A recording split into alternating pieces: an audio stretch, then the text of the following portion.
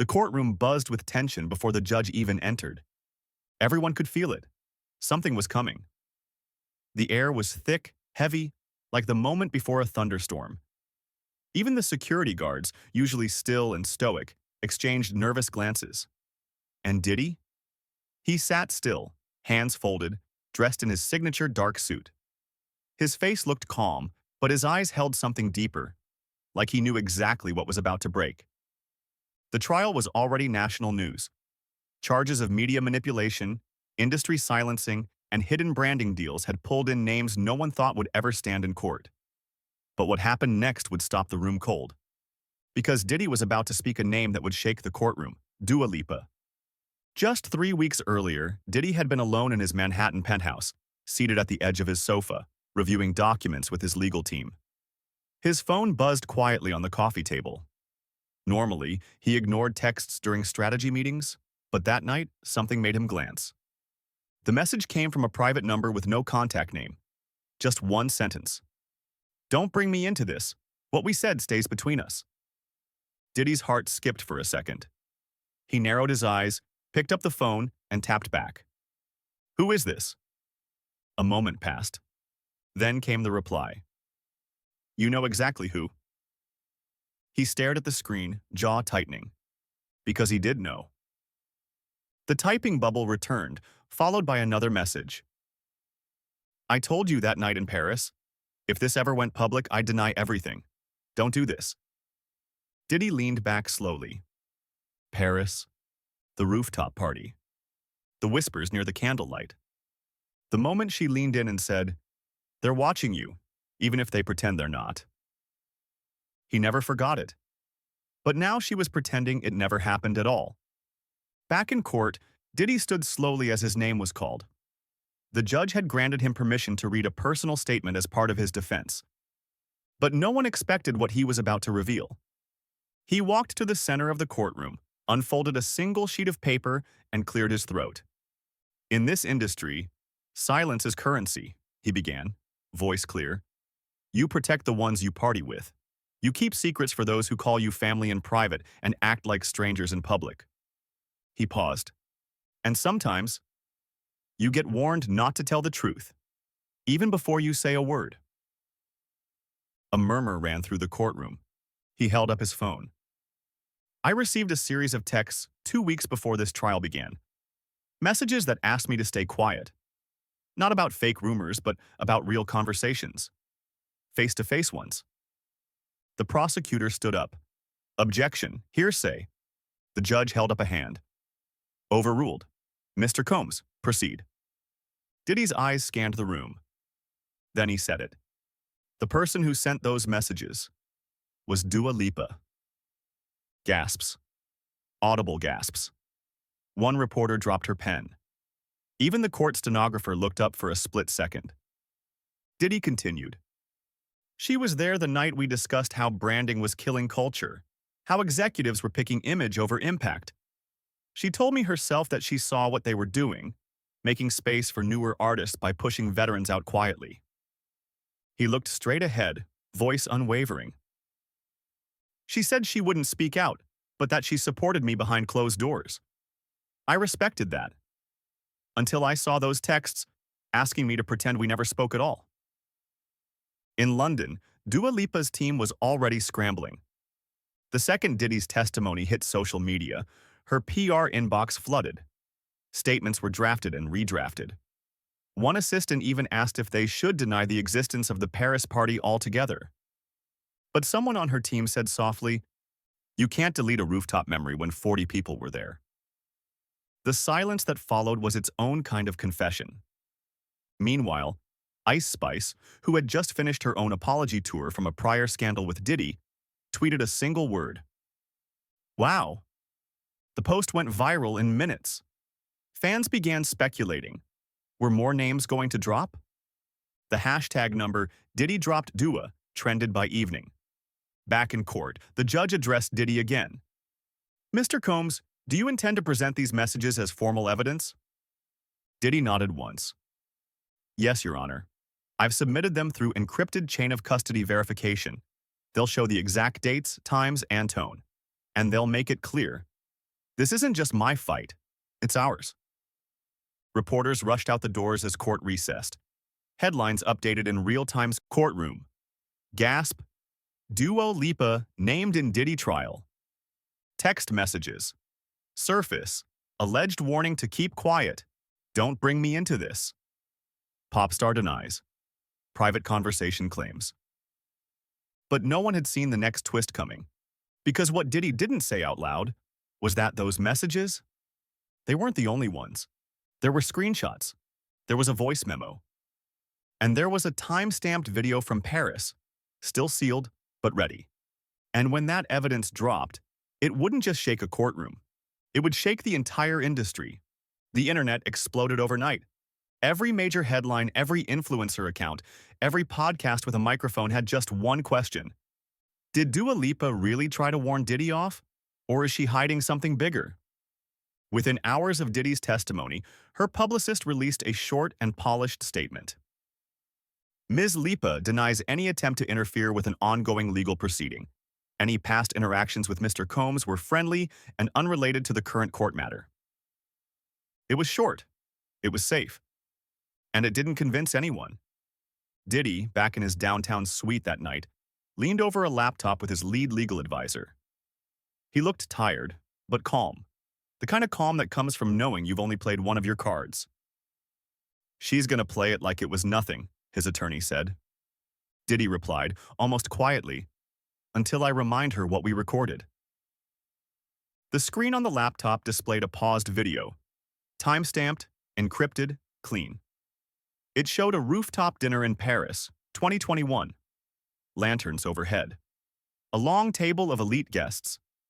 But more importantly, it showed Dua Lipa speaking, clearly, on camera. In the footage, Dua leaned across the table and said, in a hushed but audible voice, "They're phasing you out, Sean, quietly. Not because you're a problem, but because your story's too real. Too long. They can't control that." The camera tilted. She laughed nervously, then added, "Don't go loud with it, though. Not unless you're ready to lose every fake friend you thought had your back." The voice was unmistakable. And the date? Right in the middle of a series of hush campaigns targeting veteran artists. By morning, the video hadn't dropped yet. But word had gotten around. A TMZ insider leaked just one frame to the press. No audio, just Dua and Diddy on the rooftop. It was enough. Social media lost it. If this video has sound, it's over. This trial is becoming Netflix-level scandal. She warned him. Why? Hashtags exploded. Dua said it. Diddy receipts. Paris tape. Meanwhile, back in court, the judge ordered all parties to prepare for the formal presentation of new evidence. But something else happened that day. A man named Jules Fenton, a British talent strategist who once worked on Dua Lipa's global campaign, requested to testify. He flew in overnight, and the moment he entered the courtroom, wearing a tailored blue suit and shaking slightly, everyone leaned in. He was not a celebrity, not a performer, but the backroom guy who knew where the real deals were made. Under oath, Jules spoke slowly. "I was part of the rebranding strategy after Dua's breakout year," he said. "We held meetings with advisors who, let's just say, believed her image needed to distance itself from certain outdated male figures in the business." The judge interrupted. "Please be clear, Mr. Fenton. Are you saying Sean Combs was one of them?" Jules nodded. "Yes, Your Honor," he continued. "We didn't call it canceling. We called it refocusing. The plan was to position Dua as global, fresh, untouchable, and part of that meant ensuring older, culturally loud figures didn't get too close to her brand narrative." The room went quiet. Diddy sat forward, eyes locked. The judge asked, "Was Ms. Lipa aware of this strategy?" Jules took a breath. She was in the meetings. She didn't lead them, but she didn't stop them. Outside, news vans lined the streets. Every network had tuned in. The Dua Lipa scandal wasn't just about texts anymore. It was about strategy, about how stars rise not just by talent, but by stepping on shadows. That night, Dua posted a selfie on Instagram, silent, No caption. Just her in a car, staring out the window. But the comments weren't kind.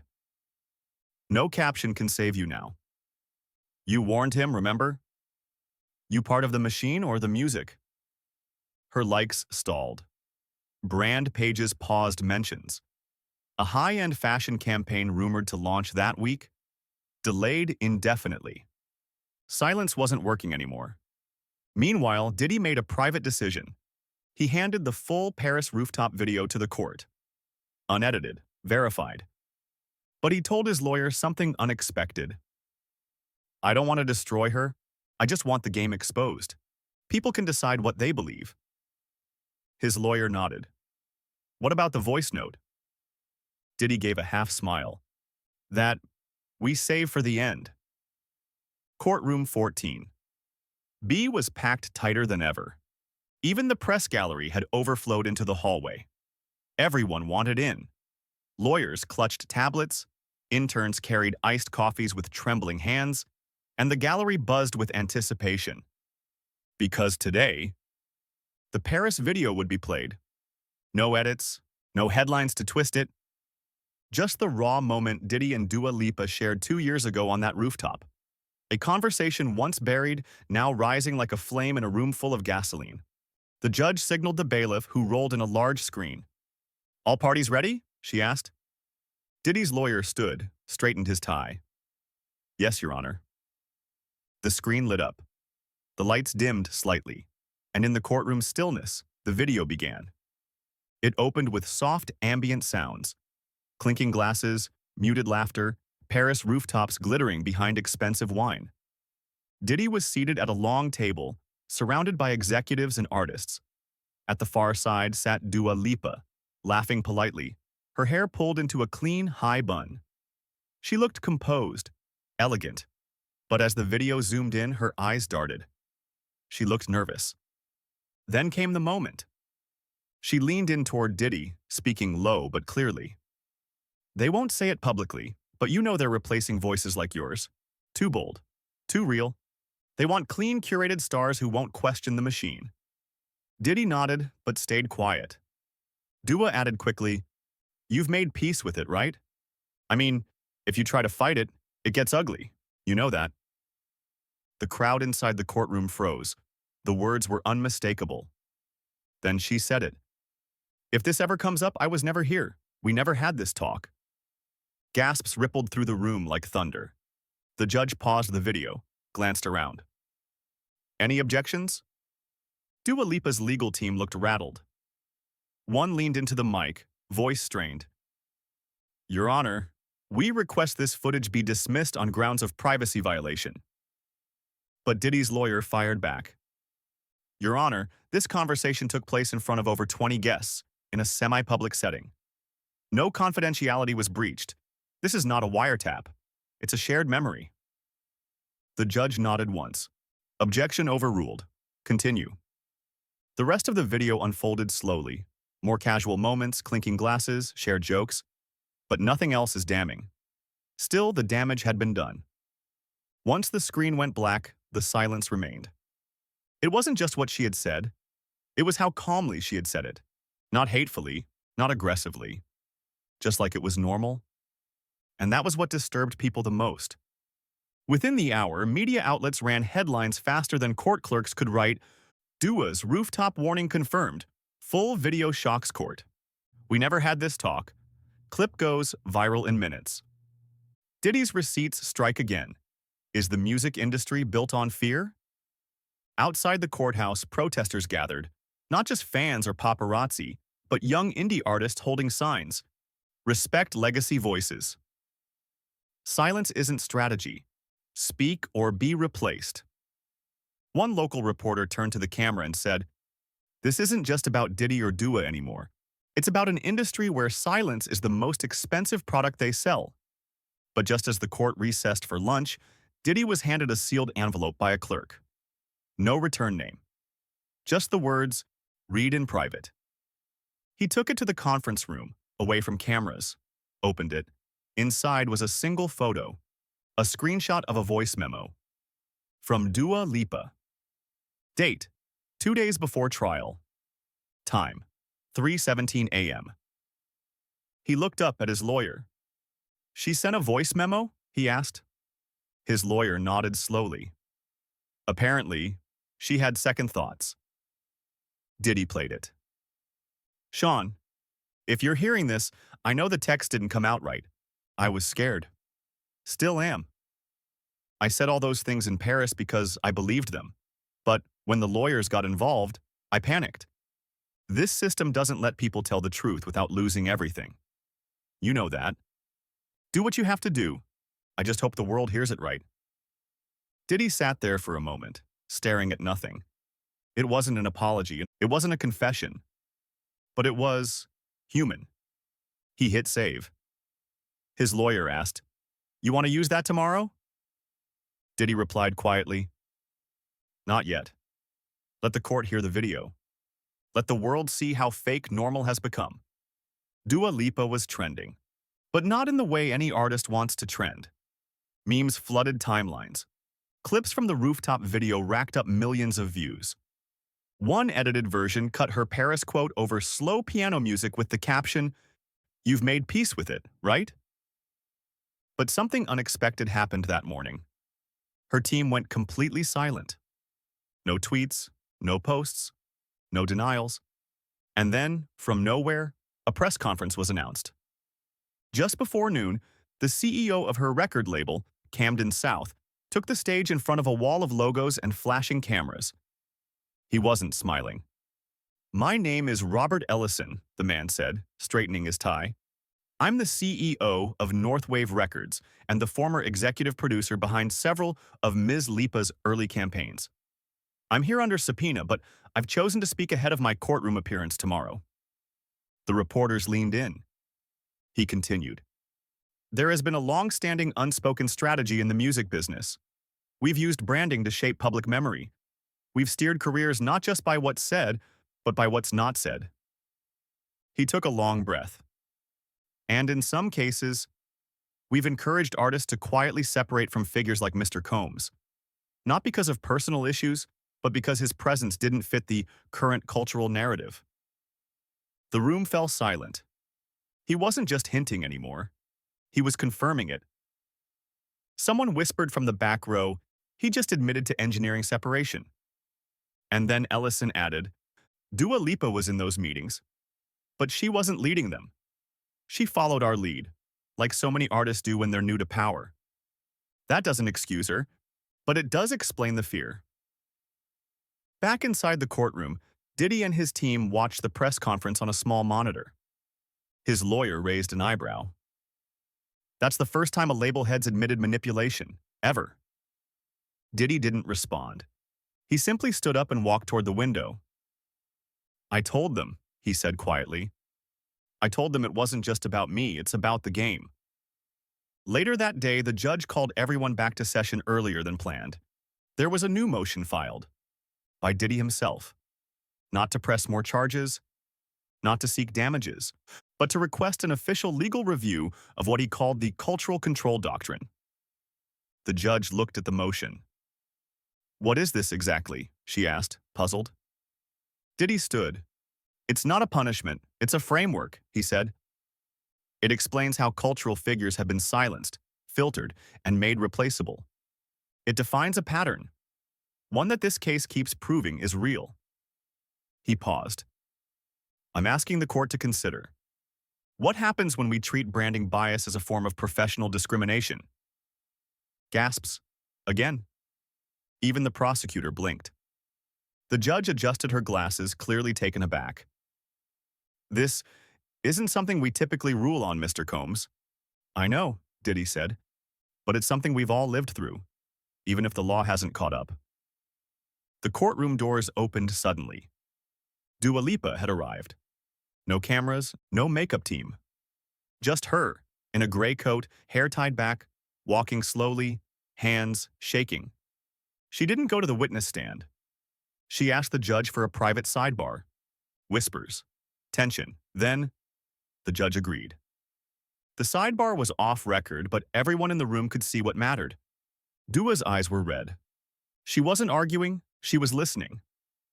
After 10 minutes, they returned. The judge said nothing. She simply tapped her gavel and recessed for the day with one note. Tomorrow, both parties will be given the option to submit one final piece of evidence, be it written, spoken, or recorded.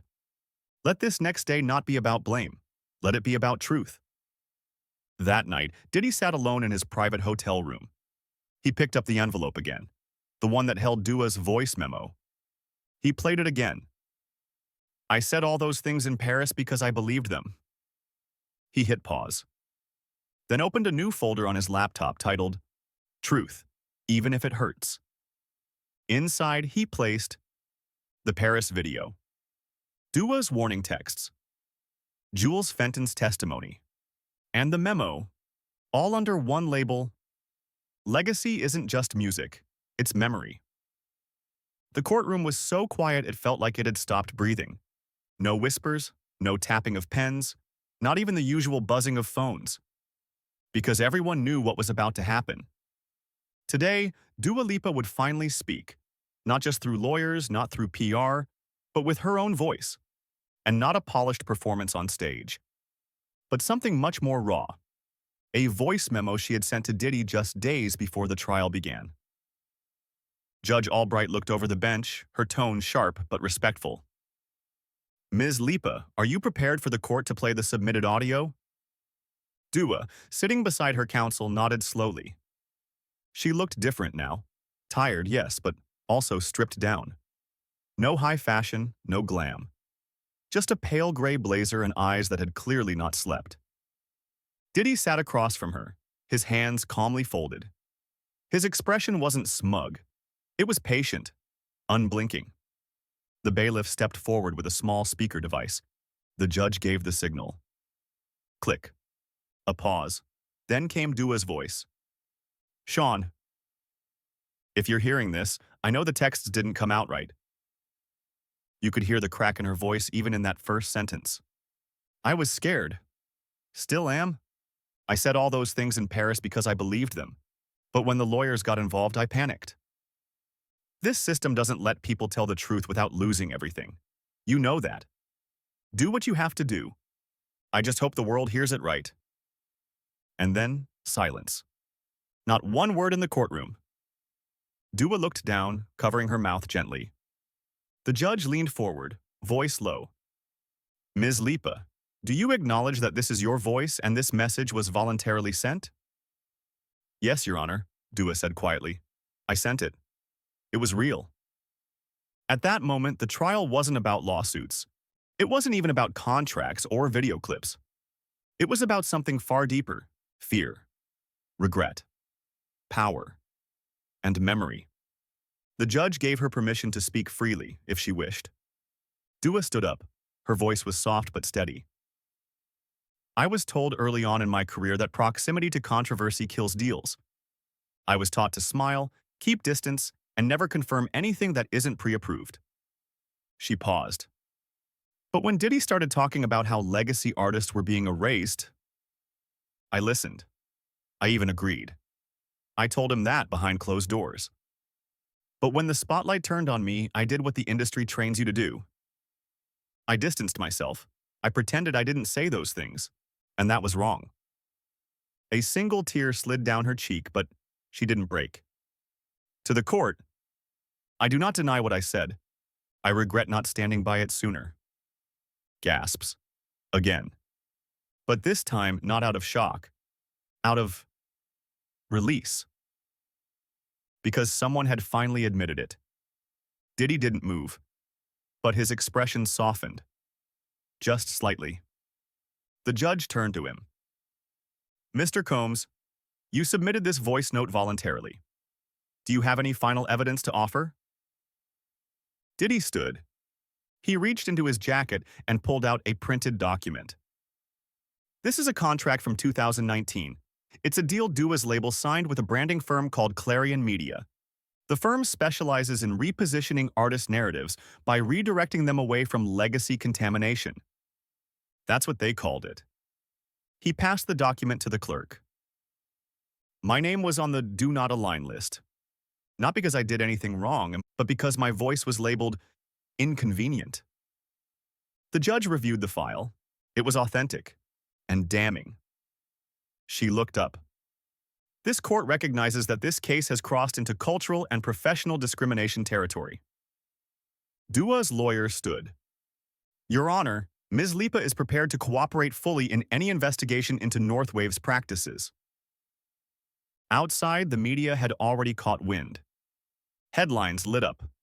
DUA Lipa breaks down in court, admits silencing Diddy. I regret not standing by him. Pop star stuns world. Cultural control. Exposed. Legacy. Erasure now on trial. Fans online were split. Some were furious, others forgiving. But the one thing no one could deny was that something historic had just unfolded. That night, Diddy posted his first statement. It wasn't flashy, no big signature, no threats, just a black background and white letters. Legacy isn't what you build. It's what they try to erase, and what you fight to remember. The final day of the trial didn't feel like a court session. It felt like history holding its breath. By sunrise, the courthouse was surrounded, not just by news vans and flashing cameras, but by fans, music activists, lawyers from rival labels, and even unknown artists holding signs that said, "Let legacy speak." Truth isn't toxic. Diddy was right. Inside the courtroom, Judge Albright sat with a firm but calm face. Before her lay a stack of statements, evidence files, and a thick printed report titled Cultural Control Doctrine, Phase 1 Review.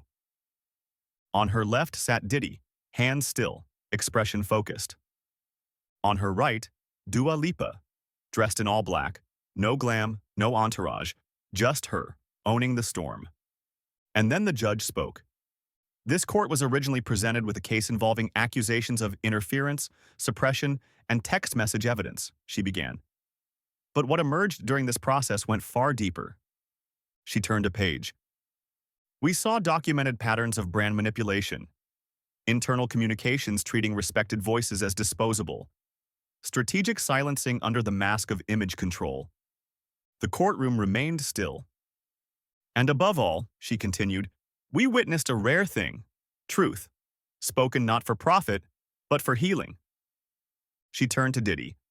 Mr. Combs, while this trial did not revolve around criminal charges, the evidence presented proves that your professional image was purposefully restricted through covert branding campaigns. Then to Dua Lipa. Ms. Lipa, your voluntary admission and cooperation played a critical role in this ruling. The court recognizes your part in this strategy, but also your courage in naming it out loud. She raised the final page. It is the ruling of this court that a formal investigation be opened into Northwave Records' marketing division, Clarion Media Group, and their contracts related to legacy suppression. Cheers broke out softly in the back, quickly hushed. Furthermore, the judge added, a new precedent will be reviewed by the State Cultural Board, one that examines industry-led defamation through brand distancing as a form of professional discrimination. The courtroom froze. She tapped the gavel once. Court is adjourned. Diddy didn't jump up. He didn't smile. He simply exhaled, quietly, and whispered, we made it. Dua sat still, wiping her eyes. Then she stood, crossed the aisle, and walked up to him. I don't expect forgiveness, she said. Diddy replied, this was never about you. It was about showing that the system couldn't shut me up forever. She nodded slowly, then walked out, alone. Outside, thousands had gathered. Fans, journalists, industry people, even a few artists who once avoided mentioning Diddy's name. He stepped onto the courthouse steps, holding no mic, just presence. One young artist, barely 19, pushed to the front. She wore a number sign Legacy Voices hoodie and held up a phone to record. Mr. Combs, what do we tell artists like me, the ones just coming up? He smiled faintly. Don't sign anything that asks you to be silent.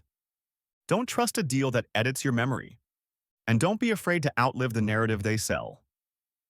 The footage went viral. Diddy didn't do a press tour.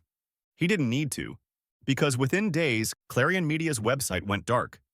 Dua Lipa's label announced an independent ethics board. A global number let legacy speak trend pushed Spotify to launch a category for cultural icons. Billboard updated its editorial policies. No more erasing names from credits for rebranding purposes. 1 week later, a letter arrived at Diddy's office. No name, just a typed note. You didn't burn the industry. You lit a path we were all too scared to walk. A ghostwriter. He folded the letter and slid it into a folder labeled Truth Archives, then turned to a blank page. Because now, it wasn't just about defending the past. It was about defining the future.